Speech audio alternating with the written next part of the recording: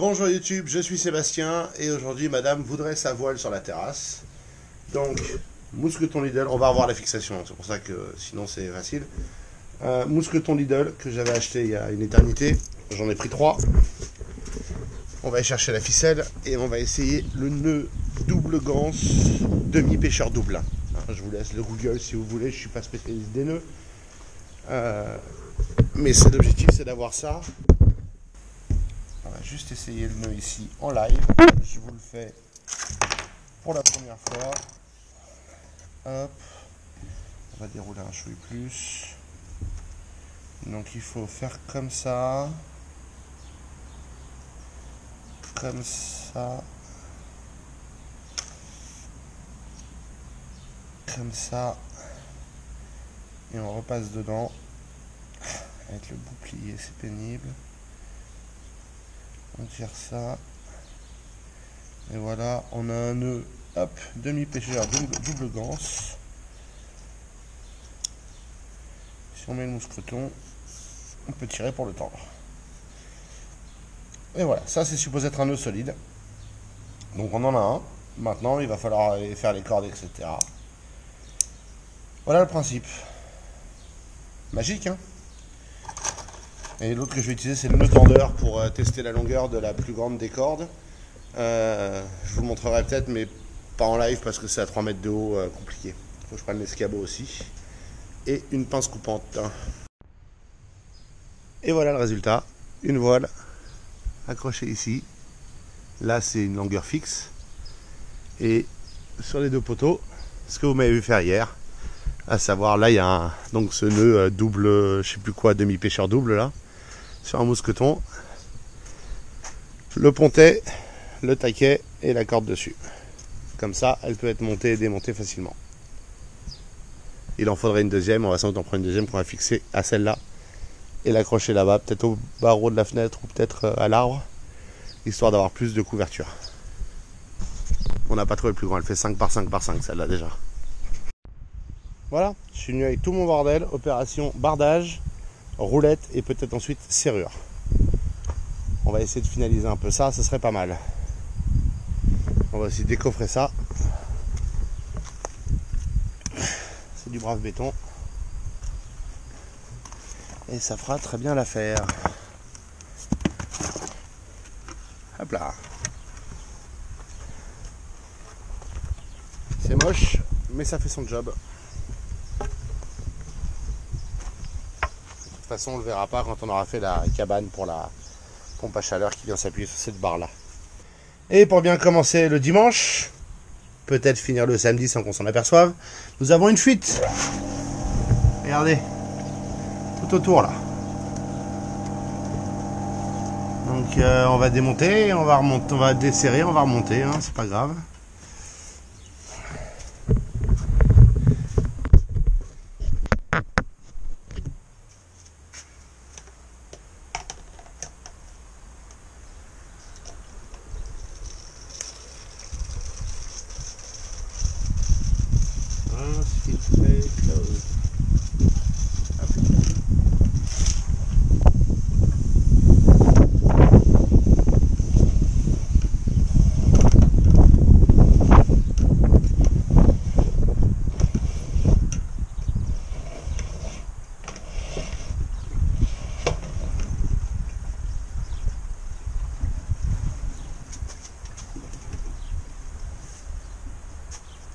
Voilà, on va arrêter de vider le fil. Alors, pourquoi ça fuit? On a un joint.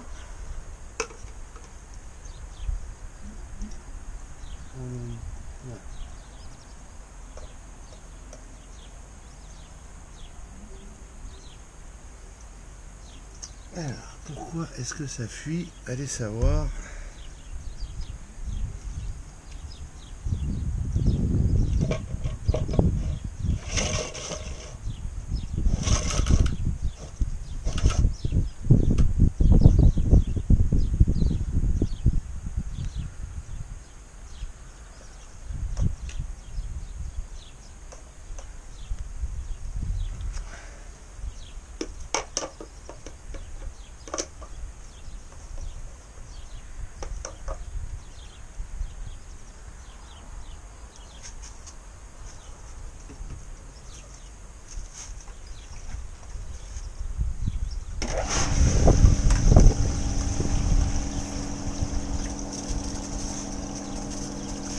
arrête, dans la gueule.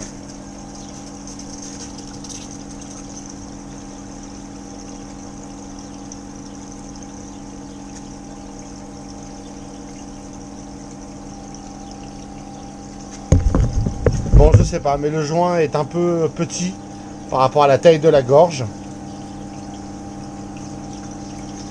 Je l'ai resserré, là on voit qu'il plaque tout autour sur le plastique. On voit pas plus bas. On va le laisser tourner, on va voir ce que ça donne ensuite. La pompe elle est pleine de flotte, tout va bien, ça tourne. C'est la teuf. Voici avec la moitié du coffrage en place, enfin du bardage en place. Reste l'autre moitié à faire. Hein.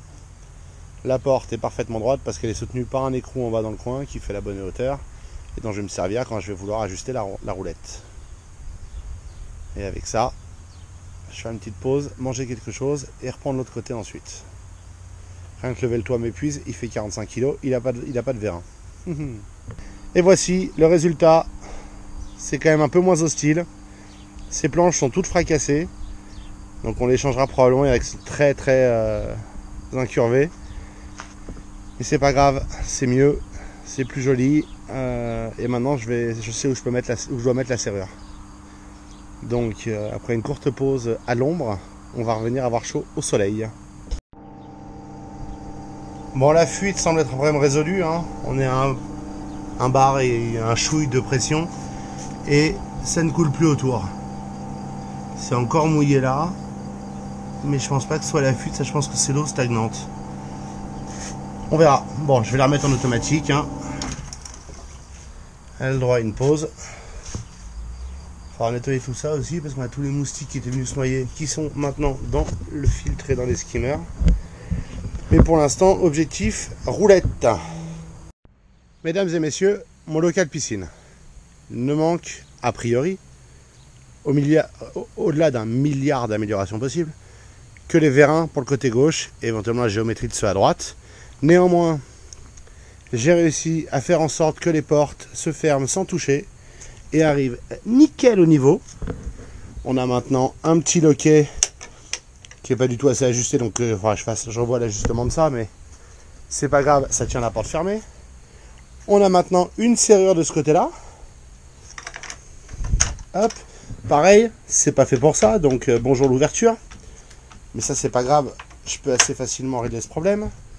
Mais on peut maintenant fermer ce local. Il faut ouvrir ce côté-là en premier,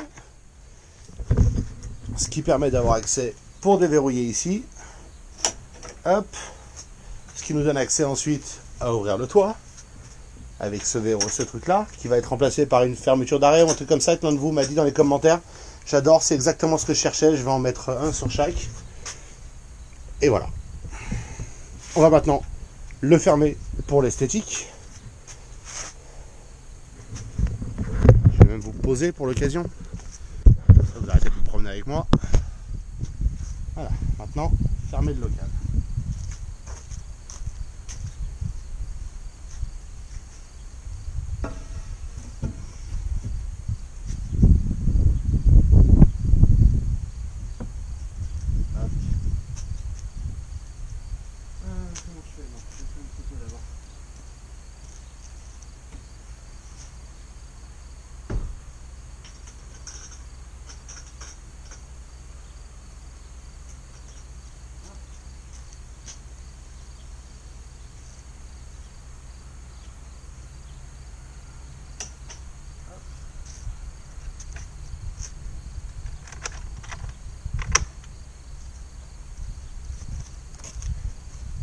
Tada!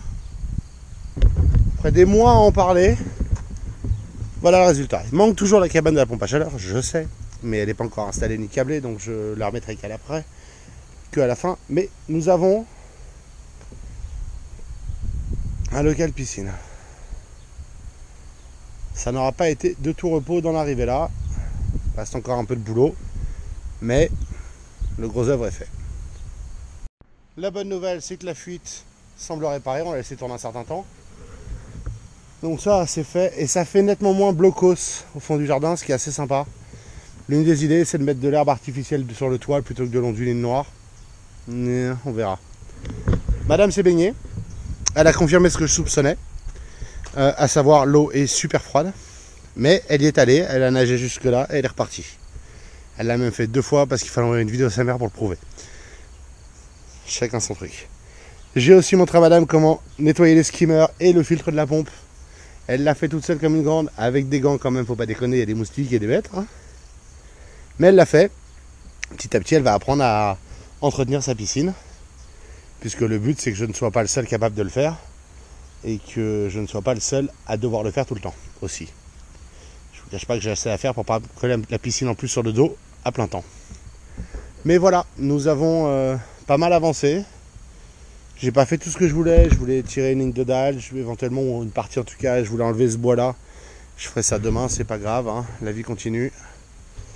Encore quelques jours ici, non plus que ça, 10 jours ici, 9 jours ici, je sais pas. Encore quelques jours ici, une dizaine de jours je crois. Donc une dizaine de jours de vlog, et donc le temps de faire d'autres choses. Sur ce, j'en ai plein le dos, j'ai cramé, j'ai des coups de soleil. Donc je vous souhaite une excellente soirée. Je vous remercie d'avoir suivi cet épisode et l'avancement du local piscine. Et je vous retrouve demain.